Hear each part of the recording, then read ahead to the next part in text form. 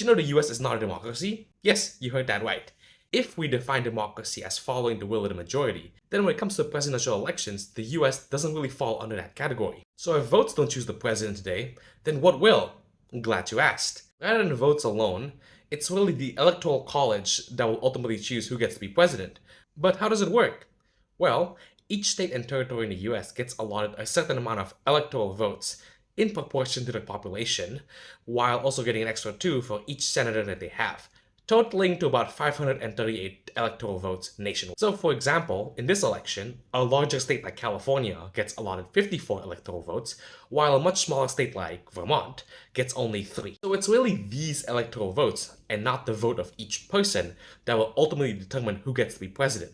And unlike a system where you count each vote democratically, in this case, if a candidate is able to get 50% plus 1 vote, they get all the electoral votes of that particular